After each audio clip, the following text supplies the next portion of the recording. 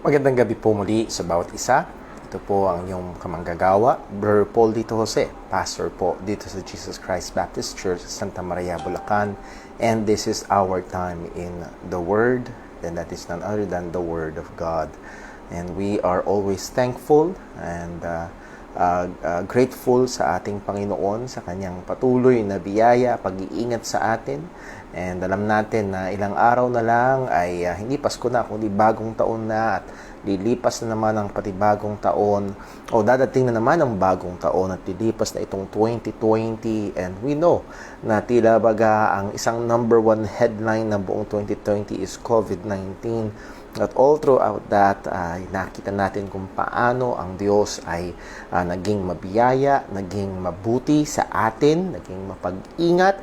And yes, there are hard times, yes, there are problems, there are challenges, pero narito yung comfort ng isang Kristiyano sa pagiging soberano ng ating Panginoon. And we know, sabi nga ho ng Romans 8:28, nalalaman natin, and this is a knowledge na meron ang mga Kristiyano, we know that all things work together for good. And this is not for all people, pero maniliwanag na salita ng Diyos, to them that love God, to them who are the called according to His purpose. So if you are a Christian, if you are a child of God, sabi nga ho ni Spurgeon, ang pagiging soberano ng Panginoon ay isang unan na pwede nating sandalan sa gabi, at tayo ay magkaroon ng himbing ng pagtulog, at yun na yung katotohanan na hawak ng Diyos ang lahat ng bagay.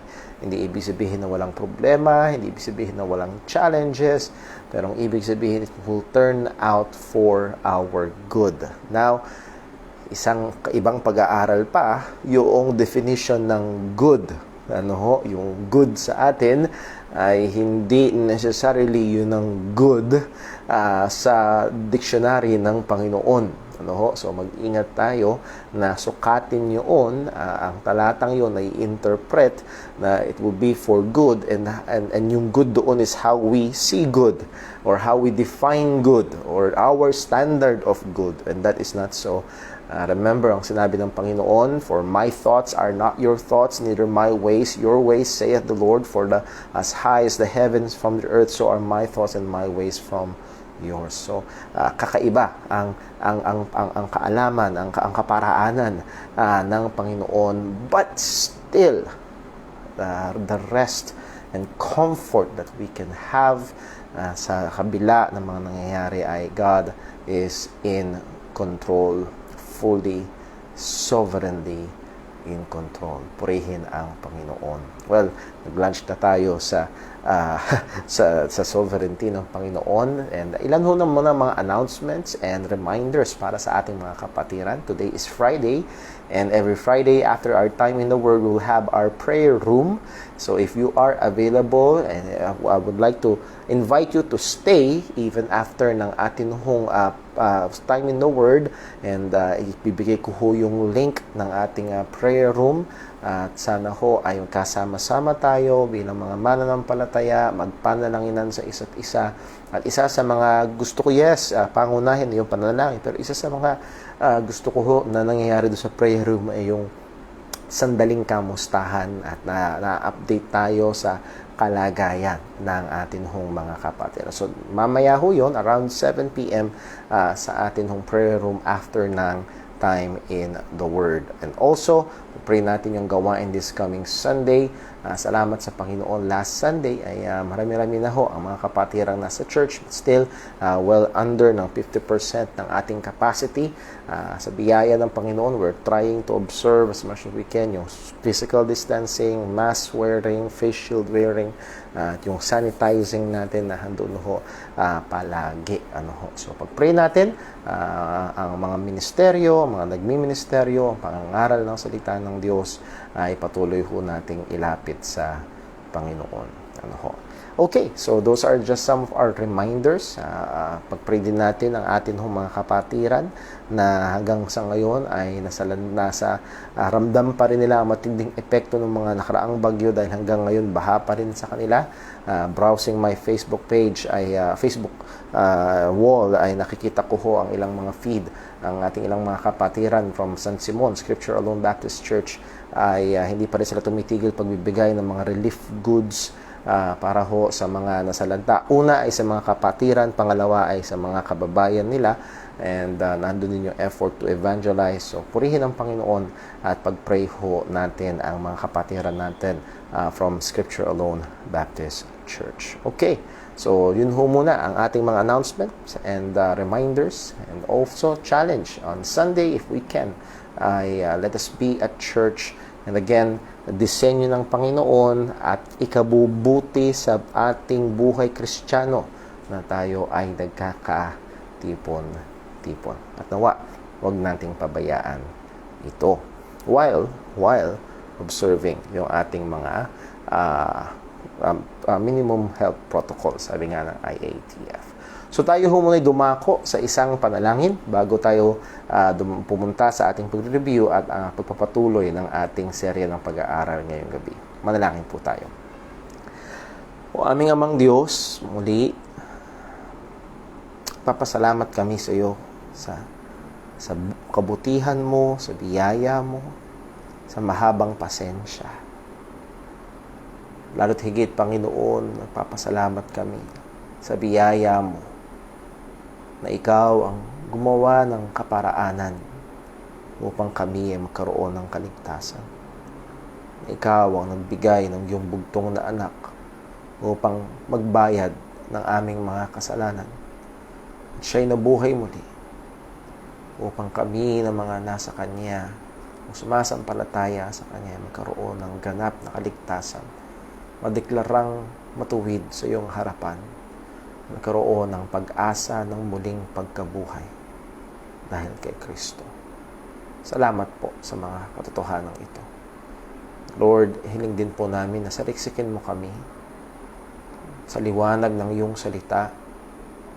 Pakita mo sa amin ang mga natitira pang nakatahang kasalanan sa aming mga buhay. Lord, sa biyaya mo, sa kapangyarihan ng Banal na Espiritu, tulungan mo kami na lalo pang maging marahas sa pagpatay sa mga kasalanang nakatahan pa sa amin. O Panginoon, bigyan mo kami ng lalo pang pagkamuhi sa kasalanan. Bigyan mo kami ng lalo pang pagkatakot sa iyo, uhaw at gutom sa kabanalan. Lord, dalangin rin po namin ang aming po mga kapatiran, mga kababayan na hanggang ngayon nandun pa rin ang hirap ng kalagayan dahil sa mga dumaang mga bagyo, baha, mahabag kapunawa. Ilayo mo po sila sa karamdaman, ilayo mo po sila sa anumang aksidente, pero lalo't higit, Panginoon, ilayo mo po sila sa kasalanan. Nawa ang mga kalagayang ito ay lalong magtulak sa kanila palapit sa iyo. Ang kailang mga pangangailangan, O Diyos, ikaw nakakaalam. Lord, ikaw ang nagsabi sa amin, tumingin kami sa mga ibon. Kung sila ay hindi nagtatanim at hindi nag-iimbak at pinapakain mo, kami pa kayang mga anak mo. Kaya, O Diyos, kami tiwala sa iyong kamay na mabuti at mapag-ingat. Nawa, O Diyos, patuloy kang maging mabiyaya sa amin ngayong gabi sa pag-aaral. Dagan mo kami ng karunungan hindi magpapayabang, kung hindi magpapakumbaba. Tulungan mo kami na maunawaan pa ng mas malalim ang iyong salita. Nawa ito'y patuloy na humubog sa amin sa wangis ni Kristo. Patuloy na magdala sa amin sa kabanalan sa buhay. Patuloy na mag-udyok sa amin sa mas mainit na paglilingkod. Lahat ng ito, O Panginoon, ay sa namin hinihili. Sa pangalan ng aming Panginoong Jesucristo. Amen.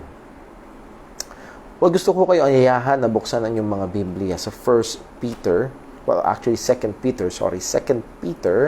and magpapasalin-salin lang tayo, pabalik-balik tayo sa ilang mga verses to open our study, at sinasadya ko natin ito para ma-refresh tayo sa katotohanan na ating binibigyang pansin. Sa 2 Peter chapter 1 verse 10, ang sabi ho dito ni Pedro ay ito, "Wherefore the rather, brethren, give diligence to make your calling and election sure, for if you do these things, ye shall never fall." So, this effort na atin hong ginagawa sa pag-aaral ng marks of true salvation, mga marka ng pagiging tunay na ligtas, is in obedience of this command. Na hindi to suggestion, hindi to advice, ito ay imperative, ito ay inutos. Give diligence to make your calling and election sure. Bakit ho natin kailangan gawin ito? Sapagkat kagaya na pag-aralan natin, Matthew 7, verse 21, 22, 23, maraming mga tao ang akala, buong asa na sila'y ligtas, naaaring nasa church, naglilingkod, na madalas ang pangalan ni Jesus sa kanilang bibig, ngunit sila ay mga hindi tupa ng ating Panginoong Hesukristo, at ang maririnig nila bandang huli ay, "Kailanman hindi ko kayo nakikilala, magsilayo kayo sa akin, mga manggagawa ng katampalasanan." So it is possible that there are people in churches active, proclaiming, professing to be believers, pero hindi sila tunay na mga ligtas. So, anong kailangan nating gawin? Sabi ng Bible, to take heed, mag-ingat tayo, maging mapagbantay. Hindi to isang issue na dapat baliwalain lang. And then, pangalawa, self-examination. Sabi ni Pablo sa 2 Corinthians 13 verse 5, "Examine yourselves whether ye be in the faith.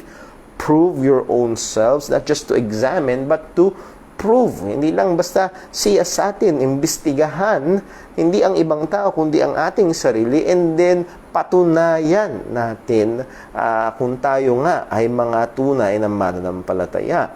And then, sa ating binasa, give diligence. It means give effort.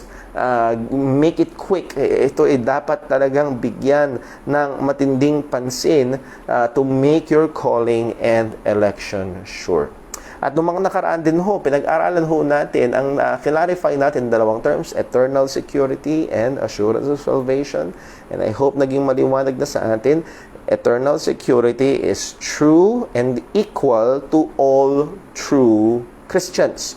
Ang isang totoong Kristiyano, ang isang totoong anak ng Diyos, ang isang totoong sumampalataya sa Ebanghelyo ay eternally secured. Hindi mawawala ang kaligtasan.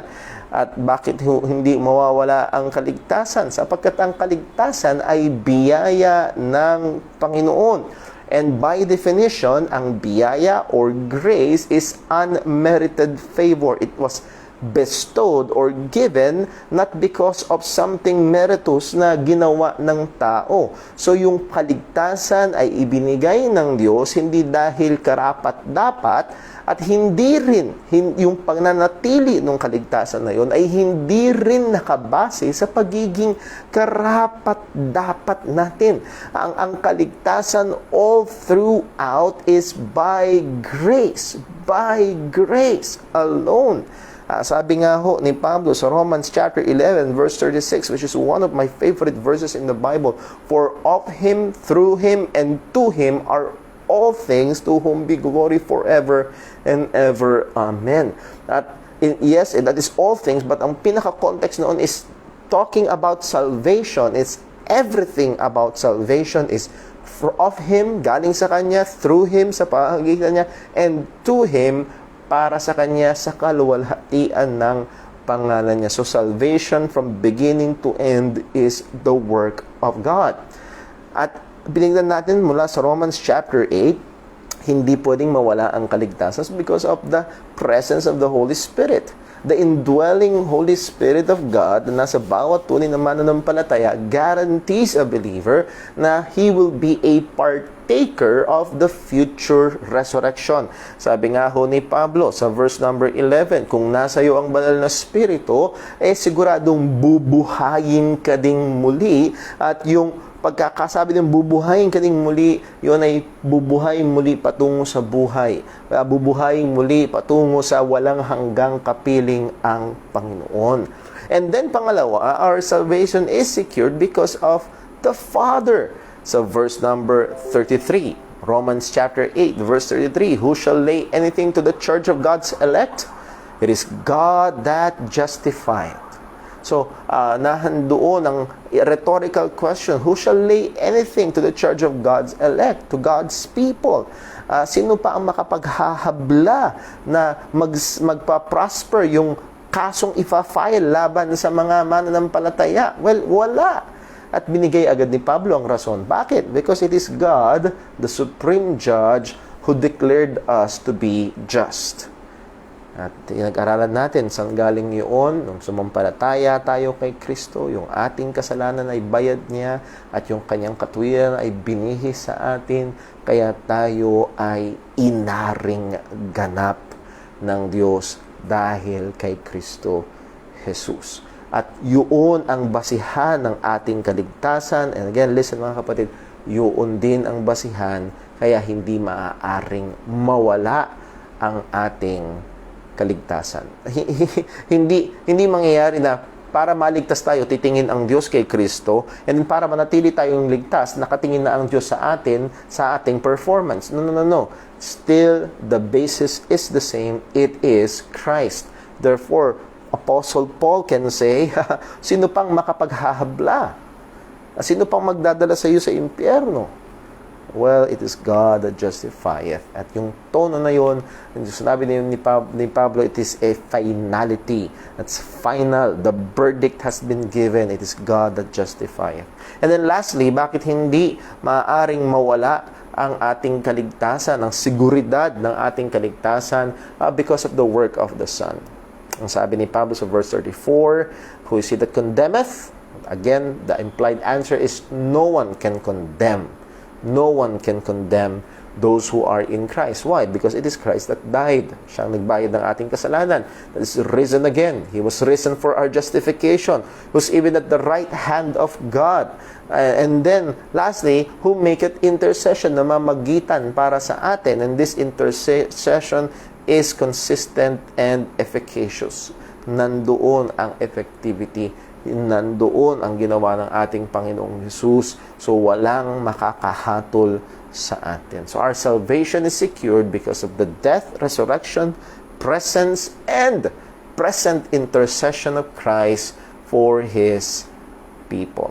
And this is the bedrock ng security ng ating salvation. Put it simply, why is our salvation secured? Because it is secured by God. Okay? It is secured by the triune God. Hindi ito secured because sa performance ko, dahil kung ang performance natin ang pagbabasihan, it is always deficient. Pero ang ating security at kaligtasan at seguridad nito ay nakabase sa Panginoon. So it cannot be lost. And isa ho sa mga mahalaga na kailangan natin tandaan when it comes to security, it is the same to every believer. Ang isang, listen po, pakinggan nyo ng closely. Ang isang totoong Kristiyano, ngunit siya ay mahina at maaaring mabulay sa kanyang lakad Kristiyano, pero totoong Kristiyano, he is secured. At ang isang totoong Kristiyano na 60 years nang naglilingkod at makapangyarihang ginamit ng, let's just say, Apostle Paul, he is also secured. At yung kanilang security ay walang pagkakaiba. Now, papasok tayo doon sa may pagkakaiba. Yung assurance. Yung assurance. Doon nagkakaroon ng pagkakaiba. So we believe in eternal security. We believe in the security of our salvation. And also believe that we grow in the assurance of our salvation. Lumalago tayo sa kasiguruhan. Hindi yung seguridad sa Diyos yun. Yung kasiguruhan natin na tayo ay ligtas, tayo ay lumalago dito. And as we define assurance of salvation, it is this. It is one of the chief blessings of true salvation in which a believer is made certain that he or she is truly in the state of grace and a partaker of the salvation in Christ.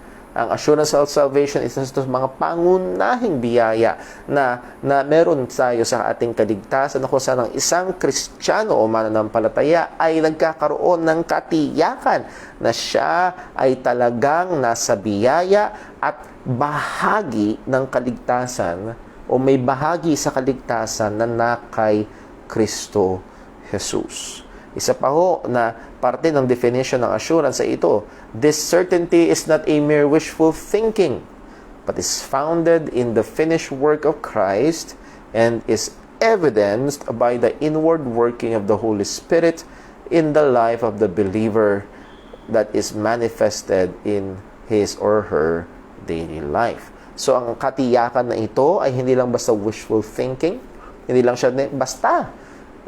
Pag sinabi ng Kristiyanong, alam kong ligtas ako, pag tinanong mo siya, paano mo nasabi? Well, hindi siya basta kung hindi merong tinutungtungan, merong ebidensyang maipepresent na tunay nga na siya ay may katiyakan ng kaligtasan. Ito ay una nakatungtong sa ginawang pagliligtas ni Kristo at ang ebidensya nito ay nakikita sa tuloy-tuloy na gawa ng Banal na Espiritu sa buhay ng isang mananampalataya. Ang umisay sa buhay, ito ay makikita sa praktikal o pang-araw-araw na buhay ng isang Kristiyano.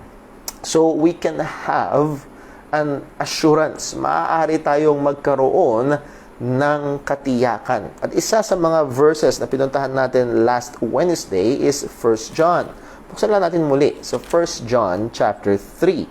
1 John chapter 3. Was for the sake of time, ay simulan natin sa verse 2. Beloved, now are we the sons of God, but it doth not yet appear what we shall be. But we know that when he shall appear, we shall be like him, for we shall see him as he is. So tayo ay mga anak na ng Diyos, tayo ay mga Kristiyano na, pero hindi pa fully manifested ang kaligtasan because we are still waiting for, yes, we are fully saved, pero yung experience at yung full consummation nung kaligtasan na yon, sabi nga nung napag-aralan sa Ephesians chapter 1 verse 14, until the redemption of the purchased possession. That's still part of the salvation plan ng Panginoon. Nevertheless, ang sabi ho dito ni Apostol Juan ay hinihintay natin na tayo ay magiging katulad niya completely when we shall see him as he is. Pagdating sa verse 3, dito yung gusto kong puntuhin, and every man that hath this hope in him. So, dati makikita na posible na meron talagang Kristiyano na magkaroon ng assurance. Yung mga tao na nagsasabi, hindi mo malalaman, imposible mong malaman, hindi pwede. Well, ang sabi dito ni Pablo, everyone that hath this hope. So it is possible to have that hope. Nandun yung pag-asa na siya nga ay ligtas. Pero itong taong ito, na nandun yung pag-asa na siya ay ligtas, he purifieth himself. He pursues purity or holiness. Well, kung meron pang isang Kristiyano na talagang makikita natin na nandun yung kanyang hope, ay walang iba kundi si Apostol Pablo. At alam natin yung sabi ni Pablo, to be absent from the body is to be present with the Lord. And sabi niya, willing rather. So, he has that certainty. Handoon yung katiyakan, yung assurance ni Apostol Pablo sa kanyang sarili na siya, pag namatay, pupunta sa langit. At wala siyang ibang basihan kung hindi ang ebanghelyo ng ating Panginoong Hesukristo. So again, pagdating sa security, pantay-pantay at pare-pareho. Pagdating sa assurance ng salvation, ito'y ibang kwento. Magkakaiba ng level, magkakaiba ng kalagayan, at ito ay, sabi nga ho ng mga theologian, pag kayo nagbasa, ito ay may ebb and flow. Ito ay may mga panahon na ang taas, may mga panahon na medyo umaalog, at dahil nga ang buhay Kristiyano ay nandun pa rin yung mga pagsubok, nandun pa rin yung pakikipaglaban sa kasalanan, and all of these factors ay nag-a-affect sa atin nuhong assurance. As we have said, let me just give to remind us. Halimbawa, nahulog sa kasalanan ng isang Kristiyano, and many times, pag nagbasa ho kayo ng mga biography, pag nagbasa kayo ng mga testimonies ng mga Kristiyano, even mga manggagawa ng Panginoon, ay kapag nahuhulog sa kasalanan na handun yung time na, Kristiyano ba talaga ako? Ba't ko nasabi yun? Ba't ko nagawa yun? Paano nangyari yun? And again, yung dumarating yun sa buhay ng Kristiyano kapag nahuhulog sa kasalanan. And isa pa, maaari din na magkaroon ng ebb and flow sa o pagyanig sa assurance kapag dumarating sa mga pagsubok. For example, karamdaman. At maaaring bumulong ang kaaway. Kung talagang ligtas ka, bakit ganyan ang kalagayan mo? Ligtas pa talaga ako. Ba't para akong pinababayaan ng Panginoon sa karamdaman kong ito? Again, pwede yun magkaroon ng epekto sa, again, assurance. Pero kung totoong Kristiyano, yung security ay matibay. Matibay po ang security. Now, ang hamon ho sa atin ay ito: make your calling and election sure. Give diligence to make your calling and election sure. At dahil ho dito sa sinabi ho na ito, it is possible. There can be a way, a means kung paano ang isang Kristiyano ay ma-assure niya.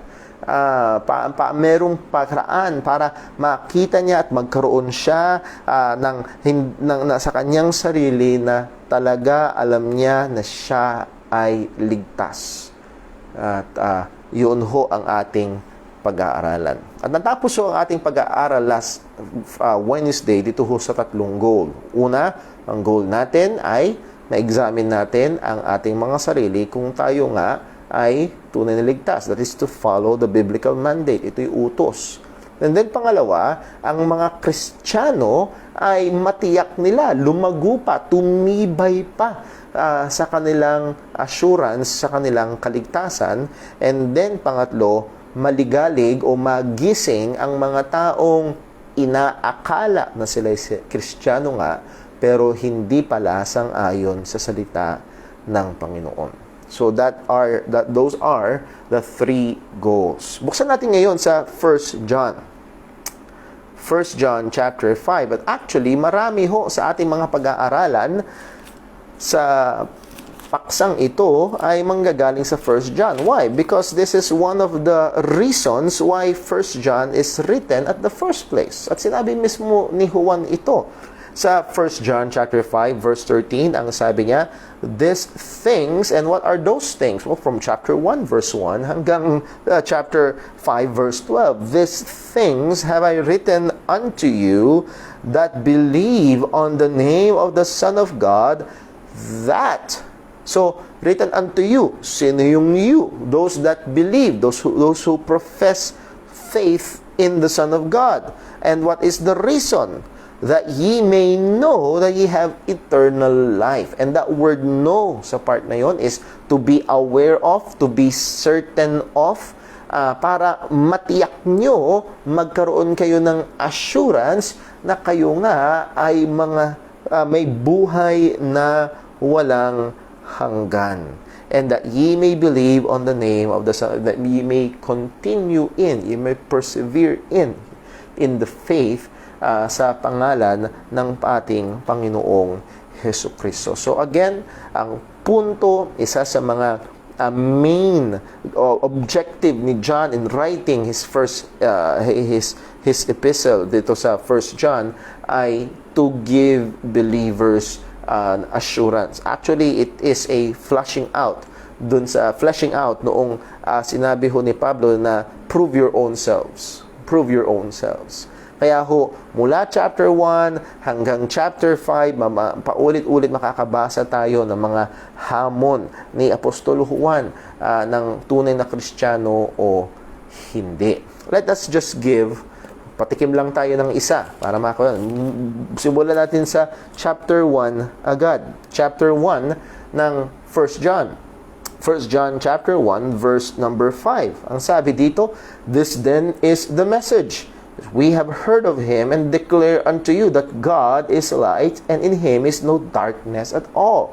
And we know na itong gamit ng light and darkness is not literal light or darkness but pertaining to moral righteousness and moral evil, holiness and wickedness.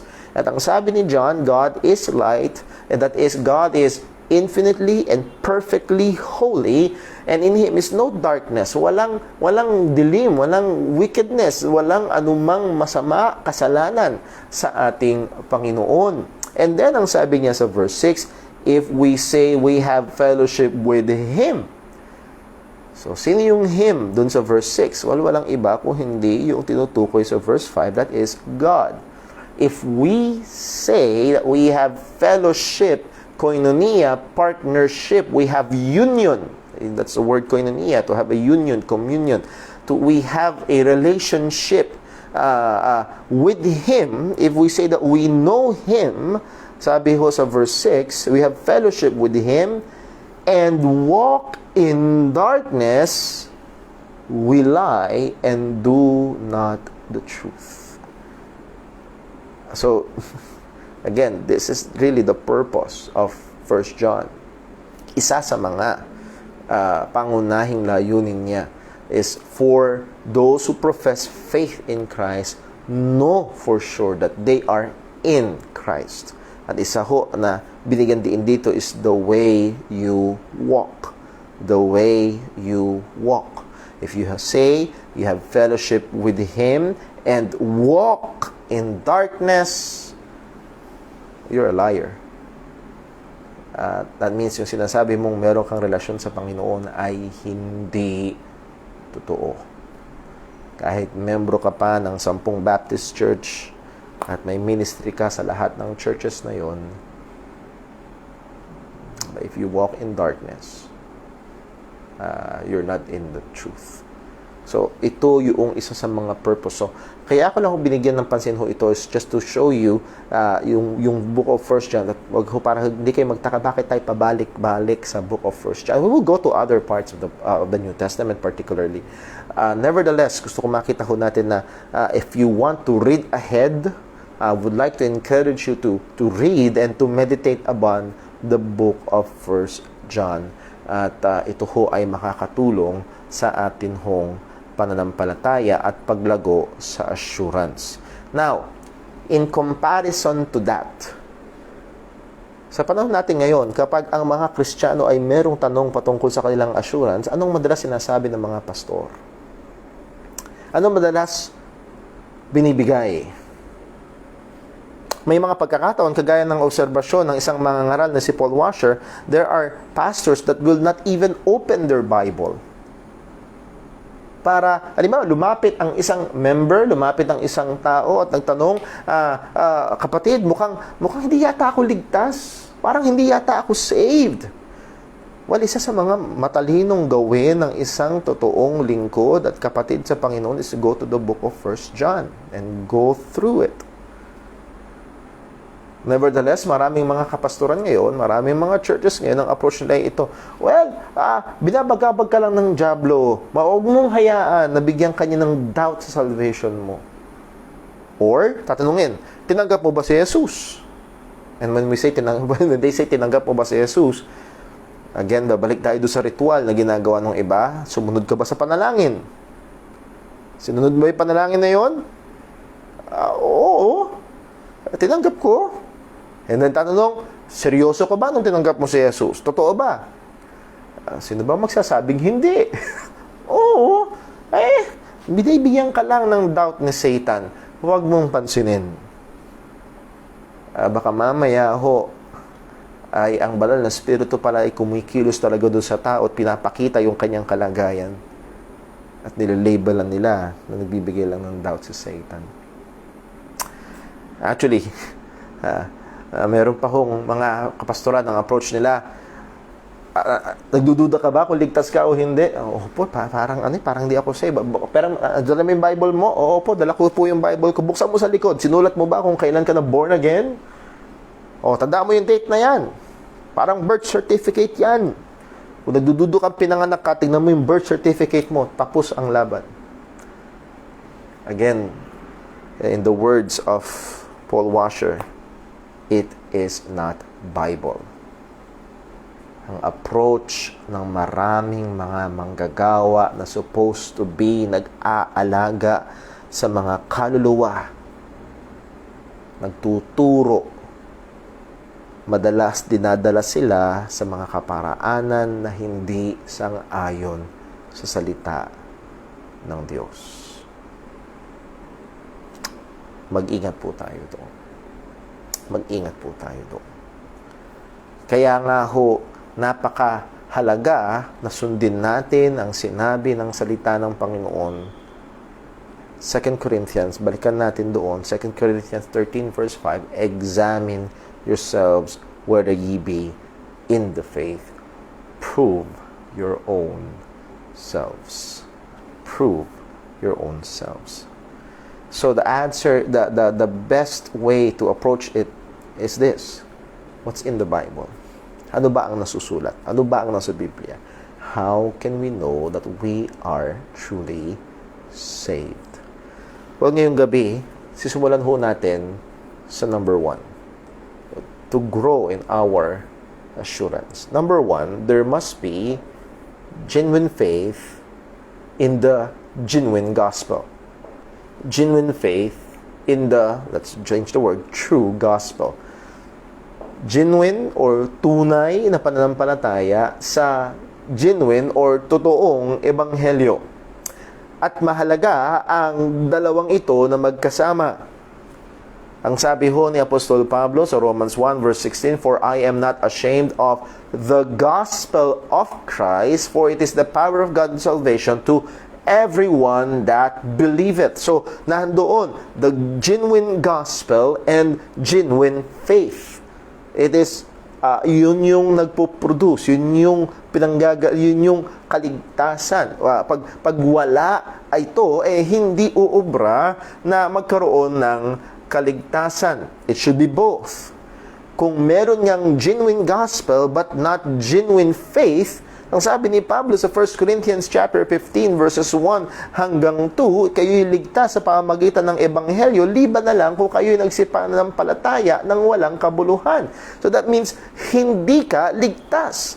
Knowing the genuine gospel, knowing the true gospel does not save a person kung siya ay walang true faith. Kung siya ay walang tunay na pananampalataya. So there must be genuine gospel and true faith. And then yung kabaligtaran din naman ay delikado.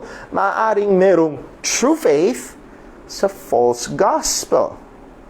At ang madalas na approach ay talagang sincere, paniwalang-paniwala. At mga kapatid, meron kaming kamag-anak. She is really sincere in her faith.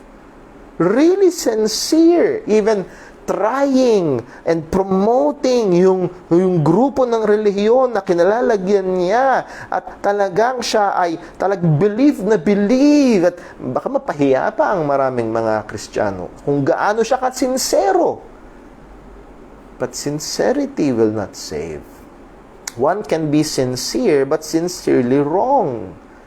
Maaaring talagang bigay na bigay siya doon sa pananampalataya, maaaring talagang paniwalang-paniwala siya at talagang binibigay niya doon ang buong tiwala at buhay niya, pero yun pala ay hindi totoo.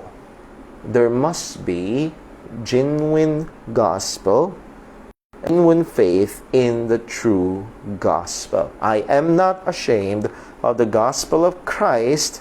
So it must be first genuine gospel, the true gospel of Christ, for it's the power of God unto salvation. Kanino? To everyone that believeth. To everyone that believeth. As we have studied, what is the genuine gospel? Well, the genuine gospel is none other than, sa sinabi ho ni Pablo sa 1 Corinthians 15, verse 3 and 4, For I delivered first unto you, which was that which I also received, how that Christ died for our sins, according to the Scripture, and that He was buried and rose again the third day, according to the Scripture. So that is the gospel in the nutshell. And that is the power of God unto salvation. Minus nothing, plus nothing. Si Jesus ay namatay para sa ating mga kasalanan. Sang-ayon sa banal na kasulatan, siya ay nalibing at muling nabuhay. Sang-ayon sa banal na kasulatan. That is the gospel. Hindi binabawasan, hindi dinadagdagan. At pag sinubukang dagdagan, ang sabi ni Pablo sa Galatians chapter 1, that is perverted. Some would pervert the gospel of Christ. And it will not lead to salvation but damnation. Hindi ito magdudulot ng kaligtasan kung hindi kapahamakan. So, dapat tunay, puro, malinis, tumpak na ebanghelyo at tunay na pananampalataya sa totoong ebanghelyo.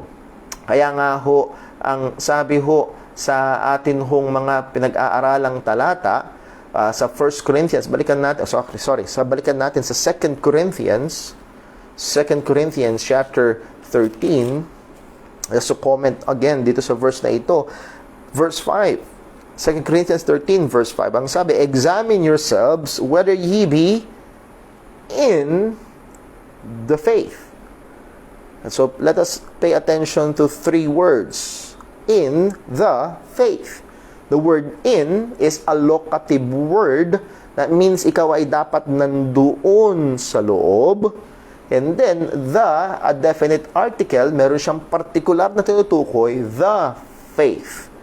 So, hindi ito yung faith na ine-exercise natin, kung hindi faith that is pertaining to the body of truth, primarily, the gospel. So, kailangan siguraduhin natin na tayo ay nandoon sa katotohanan. At kagaya ng lagi kong sinasabi sa church, hindi ho obligado ang Diyos na igalang ang paniniwala natin. Baka meron nakikinig ngayon na pagdating sa issue ng kaligtasan, ang iyong iniisip, ay hindi, basta para sa akin, magpakabait ka lang. Well, as you have said, that's para sa iyo. Pero hindi obligadong igalang ng Diyos ang paniniwala mo. You must examine. Are you in the faith? Yung pananampalataya na tinuturo ng salita ng Diyos. Hindi po, ay hindi, basta pare-pareho lang yan. Tingin ko pare-pareho lang. Again, tingin mo. And I think mali ang tingin mo. Biblically speaking, I know na mali ang tingin mo. At again, hindi obligado ang Diyos na igalang ang tingin natin. We must. And I would challenge you, study the Bible. Kung yun nga na basta magpakabait ka lang, kung yun ang paniniwala mo, study the Bible. Is that the faith? Look at it. Examine yourself whether you be in the faith. You must be in the genuine gospel. Tunay. Hindi tradition ng relihiyon o ng tao, hindi yung kinamulatan lang, kung hindi yung tinuturo talaga ng salita ng Diyos. In the faith. And then, yung susunod na sinabi ni Pablo, prove your own self. That doon papasok yung genuine faith. Siguraduhin mong nandun ka. Ngayon, patunayan mong ikaw nga ay nandoon. Patunayan mong ikaw nga ay... So, paano ibig sabihin ng pagiging nandoon? Hindi by joining their group, but believing the truth. Believing the faith. sampalatayanan talaga yung katotohanan na yun. At doon papasok ang hamon na patunayan mo ang iyong sarili na ikaw nga, patunayan mo sa iyong sarili na ikaw nga ay totoong sumasampalataya sa tunay na pananampalataya, that is a tunay na ebanghelyo. So there must be both genuine gospel, genuine faith in the true gospel. Buksan na natin, naalala ko lang ho sa Romans chapter 10, kung di nagkakamali ng tanda. Sa Romans chapter 10, meron ditong sinabi si Apostol Pablo. Yes, Romans chapter 10. Simulan sa verse number 1. Romans chapter 10, verse 1. Ang sabi niya, Brethren, my heart's desire and prayer to God for Israel is that they might be saved. So, si Paul ay isang Israelite. Para bang ako, isang Pilipino, gusto ko sana ang lahat ng Pilipino ay maligtas. But Paul's ang kalagayan ni Pablo ay mas malalim pa doon. Why? Because Israel is God's chosen nation, God's chosen people. Sabi niya, ang heart's desire niya and prayer to God is for Israel that they might be saved. Verse 2, ang sabi ni Pablo, for I bear them record that they have the zeal of God, but not according to knowledge. They have the zeal of God. Pag tumingin ka sa lahat ng mga, kung merong pinakamasigasig patungkol sa Diyos, sila yun. Napakasigasig nila. But they have a problem. But not according to knowledge. Anong ibig sabihin ni Pablo? Not according to the knowledge of the truth. Hindi sang-ayon sa kaalaman ng katotohanan o katotohanan ng Panginoon. Why? Verse 3, for they being ignorant of God's righteousness and going about to establish their own righteousness have not submitted themselves unto the righteousness of God. So, again, yung gamit dyan ng word na righteousness, ang sabi, for they being ignorant of God's righteousness, ano itong katuwiran ng Diyos? Ito yung katuwiran ng Diyos na ibinibigay sa mga sumasampalataya sa Ebanghelyo. It is a perfect righteousness. They are ignorant of that. They're ignorant of that.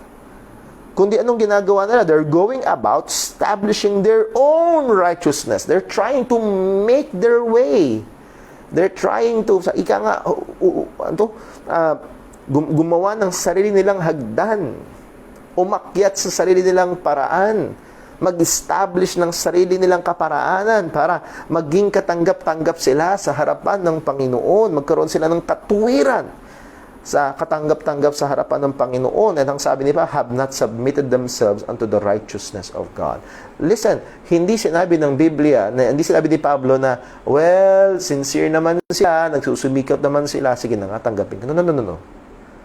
Anong sabi ni Pablo? They have not submitted themselves to the righteousness of God. At ang sabi ni Pablo, gusto ko silang malik. Anong ibig sabihin? Even though they are so zealous in their effort, no question. Zealous, pagiging zealous, 101% pa. But because they do not believe the gospel, the righteousness from God through Jesus Christ, they're not saved. They're not saved. Okay, kaibigan, baka mamaya nandito ka ngayon at nakikinig ka, you're zealous. Zealous in your religion. I'm not questioning. Maaaring zealous ka sa pananalangin mo gabi-gabi. Maaaring zealous ka sa pagsisimba mo. Bumahanat lahat, bumagyan at lahat. Maaaring zealous ka sa pagtulong mo sa kapwa. Pero kung yaan ang iyong tinitignan para maging matuwid ka at katanggap-tanggap sa Panginoon, I'm sorry. That is not the gospel. It is Christ. Christ alone.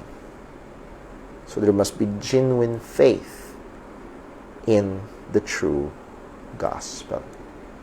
So nandoon ang pangangailangan ng tunay na ebanghelyo o tunay na pananampalataya sa tunay na ebanghelyo. So let us now define genuine faith. What does it mean to have genuine faith? Isa ho sa mga madalas nating kalaban ay knowledge. I'm not saying na faith is against knowledge, pero ang isa sa madalas na pagkakamali ng maraming mga tao, they equate knowledge to faith. Para ba ganito? Naniniwala ka bang may Diyos? Well, naniniwala. At maraming mga tao naniniwala. They have the knowledge. They even give an assent. They even agree. So there are three. If we will look at the Bible, there are three important factors sa genuine faith. Una, there must be knowledge. There must be knowledge. You cannot believe what you do not know. Hindi mo maaaring sampalatayanan ng hindi mo nalalaman. Kailangan malaman mo muna bago mo sampalatayanan. Kaya nga ho, ang mga apostol ay, ang mga Kristiyano ay tinasabihan na humayo at ipangaral ang ebanghelyo para sumampalataya ang mga tao. Kailangan muna nilang marinig. Kailangan muna nilang malaman. At yun nilang sabi ho ni Pablo sa Ephesians chapter 1 verse 13, in whom ye also trusted, kailan? After that ye have heard the word of truth, the gospel of your salvation. So they must first hear. Kailangan mo nilang mapakinggan ang implication. They must know the gospel. And nahagingan natin ang patungkol sa evangelism ng mga una nating pagsisimula ng pag-aaral ho na ito. At sa mga kapatiran na talagang nais niyong gamitin kayo ng Panginoon para tumawag ng mga kaluluwa kay Kristo, be skilled and be masters of presenting the gospel. I'm not saying na kailangan mong karoon ng masteral degree. Kung meron kang bagay na pagpapakabihasain, ay kapag magpakabihasa ka sa ebanghelyo, huwag ka magpakabihasa na ang tao ay maakay sa isang panalangin na kailangan niyang sundin. And listen mga kapatid, ang daming mga so-called soul-winning techniques, clinics, at kung ano-ano pa, ang kanilang kabihasaan ay nakageared para pasunurin ang tao sa isang panalangin. No. They must know the gospel. They must know the gospel. Because they will not trust in Him unless they have heard of the word of truth. The gospel of salvation. Kung meron tayo pupuntiryahin, pag nakikipag-usap tayo, puntirahin natin ang ebanghelyo. Yes, there are many issues. Pero isa sa mga una natin kailangan laging i-after is the message of the gospel. So they must know. So that's number one ingredient pagdating sa faith, because they cannot have faith if they do not know. Number two is acceptance. So knowledge and then acceptance. Or we can even call this agreement or acknowledgement. So if you have knowledge of the truth, they must acknowledge the truth or accept the truth. Halimbawa, pinangaral ang ebanghelyo, ang katotohanan na si Jesus ang tagapagligtas, at kalakip ng katotohanan si Jesus ang tagapagligtas ay ang mensahe na hindi mo kayang iligtas ang iyong sarili at wala kang kontribusyon para maligtas. Kalakip yun. Hindi pwede yun. Hindi pwedeng i-ano yun. Kung si Jesus ang tagapagligtas, then therefore, hindi mo kayang iligtas ang iyong sarili at wala kang partisipasyon kasi si Jesus ang tagapagligtas. Now, kapag sinabi yun, merong mga tao, they have the knowledge that Christ is the Savior. So sabihin nila, pag tinanong mo, sinong tagapagligtas? Sabihin nila, si Jesus. But many people, kapag pinaliwanag na ito, they will not acknowledge. They will not accept. Talagang naahandun yung knowledge na si Jesus ang tagapagligtas, pero they will not acknowledge the truth na kabahagi, na parte o bahagi nito. So they must have knowledge and they must acknowledge. They must accept yung truth na inilalatag sa kanila. Kailangan nilang tanggapin na ito nga ang katotohanan, na ito nga ang kalagayan. Now, hindi magtatapos doon. Marami hong mga tao ay nandun hanggang doon lamang sila. Let me just give an example sa just two passages. Puntahan natin ang dalawang passages. Sa Acts chapter 2. Sa Acts chapter 2, and makikita natin dito ang acknowledgement and walang acknowledgement. Narinig nila ang katotohanan, pero yung isa may acknowledgement, yung isa naman ay wala. Acts chapter 2 verse 37. Anong sabi? Nangaral si Pedro, pinangaral niya ang ebanghelyo, at ang sabi na Acts 2 verse 37, "Now, when they heard this, they were pricked in their hearts, and said unto Peter and to the rest of the apostles, Men and brethren, what shall we do?" So they heard, and they were pricked in their hearts, and they accepted. Tinanggap nila, oo nga, yun nga ang katotohanan. Ngayon, in the light of this truth, anong kailangan namin gawin ngayon? Now, sa Acts chapter 5, if I remember yung text correctly, sa Acts chapter 5,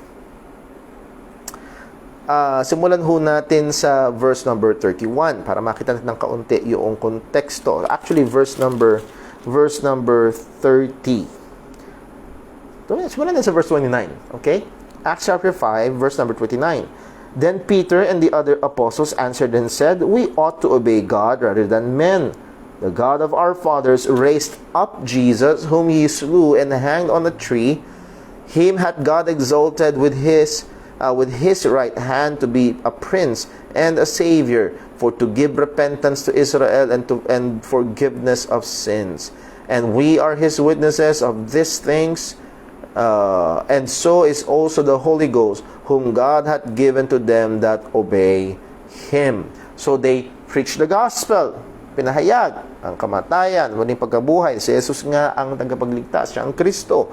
Verse 33, when they heard that, they heard the gospel, they were cut to the heart. Kapareho sa answer, they were cut into the heart, they were pricked in their heart, they were cut to the heart. Pero ito ay nagkadoon ng ibang resulta, and they took counsel to slay them. So the truth will always prick or cut.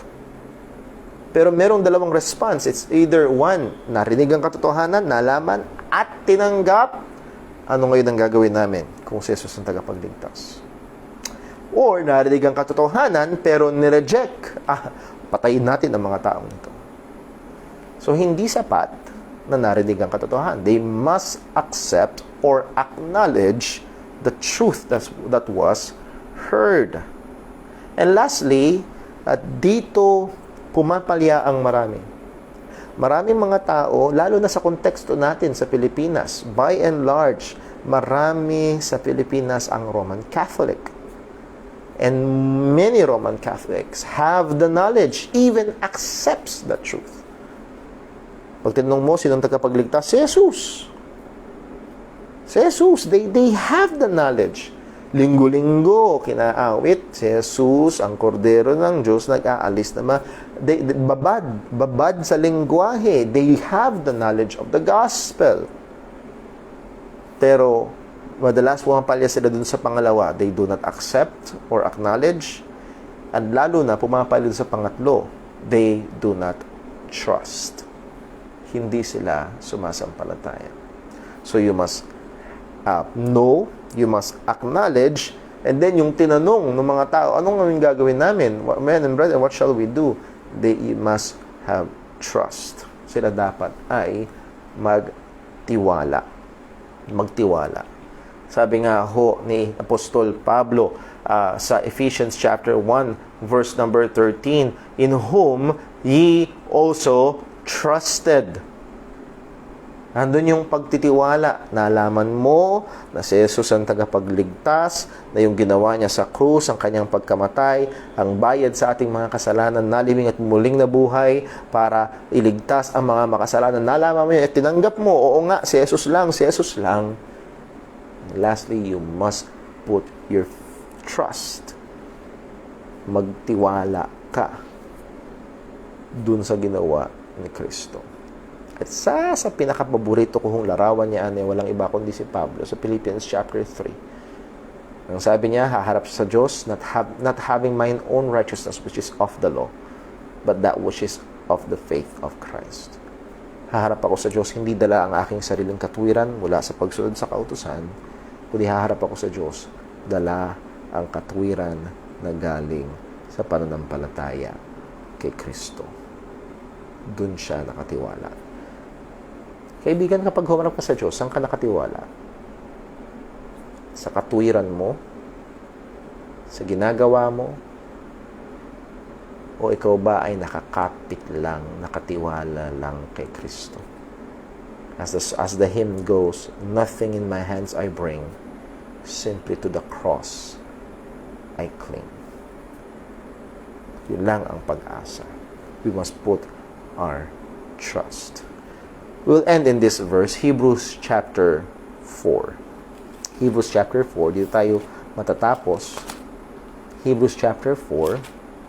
And there are people who will hear the gospel, but will not benefit the gospel, or from the gospel. Maririnig nila ang ebanghelyo, pero mawawala ng pakinabang ang ebanghelyo sa kanila.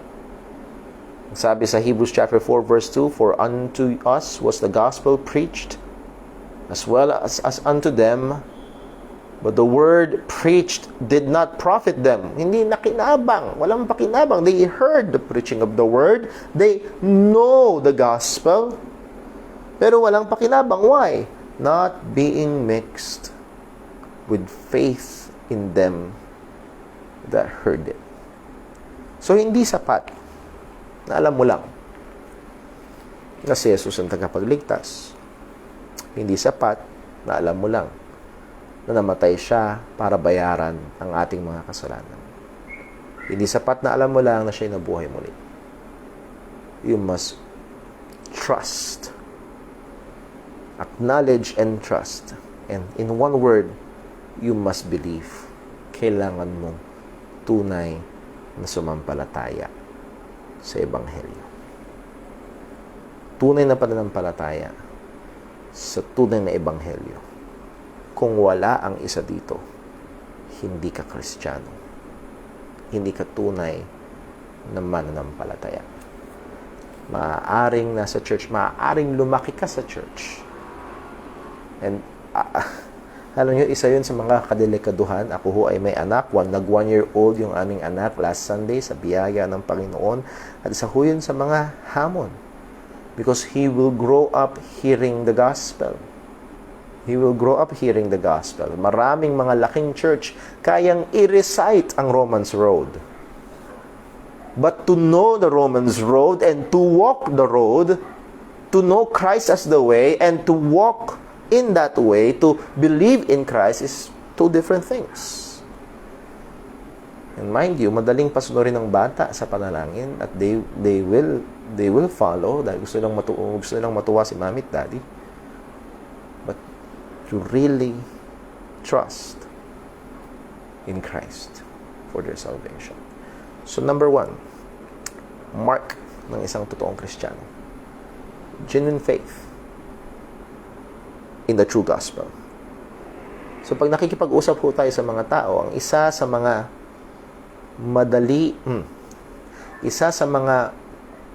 mas may access tayong malaman kung totoo o hindi is the gospel that they hold on to.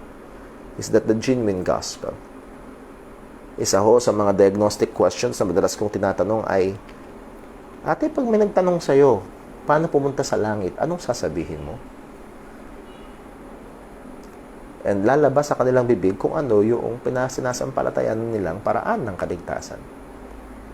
And there are many times na napapakinggan ko na wala silang pagtitiwala sa Ebanghelyo. They profess to be Christians, some even profess to be born-again Christians. But they may have genuine faith, but not in the true gospel. That is not Christianity. There is no salvation. So number 1, genuine faith in the true gospel. Do you have that? Kaibigan, meron ka ba nun? Tunay na pananampalataya sa tunay na ebanghelyo. At kung sakaling wala pa, I hope sa biyaya ng Panginoon, buksan niya ang iyong puso at dalhin ka niya sa pananampalataya kay Kristo. Magmakaawa ka sa Diyos. Walang ibang makapagbubukas ng puso mo, walang ibang makapaglalapit sa iyo kay Kristo, kung hindi ang Panginoon lamang. Walang ibang makapagbibigay ng pagsisisi at pananampalataya, kung hindi ang Panginoon lamang. Kung sa ngayong sadaling ito na nakikita mo na ikaw ay makasalanan at si Jesus lang ang tagapagligtas, magmakaawa ka sa Diyos. Nabuksan ang puso mo upang ikaw ay sumampalataya kay Kristo. Siya lamang makakagawa. Let's pray. Panginoon naming Diyos, aming Ama, salamat po sa iyong salita na aming gabay, tungtungan at liwanag. Tulungan mo kami, sadyang madaya ang aming mga puso, tuso ang aming kaaway, at kami ay lumaki sa kultura na babad sa lengguwahe ng Ebanghelyo. Marami ang asang-asa. Marami ang tiwalang-tiwala na sila'y ligtas. O Panginoon, mahabag ka po. Panginoon, una sa lahat, mahabag ka po sa mga nasa aming iglesia. Mahabag ka po sa mga kabataan. Mahabag ka po sa aming mga anak.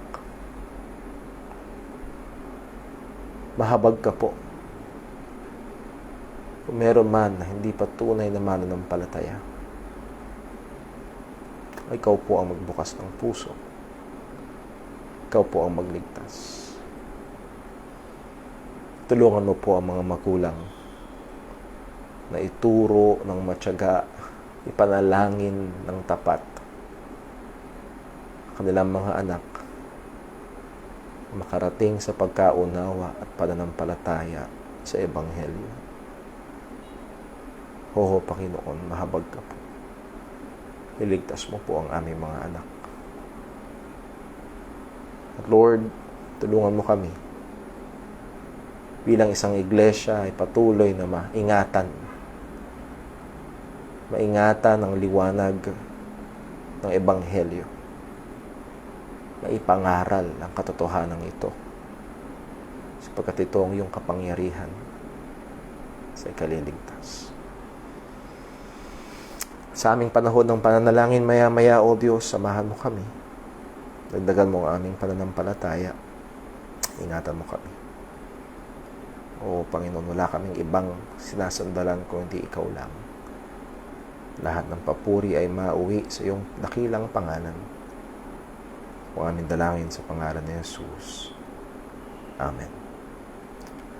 Mga kapatid, maraming salamat po na kasama namin kayo sa pag-aaral. I hope to see you again, Lord willing, this, una sa Sunday, and then Wednesday and Friday sa ating mga susunod time in the Word. And please do be reminded, after this, we'll have our prayer room. Ipopost ko ho sa ating Facebook group and sa ating mga group chats ang link para ho sa ating prayer room. God bless po. Ingat po tayong lahat. I love you all at ingat po tayo.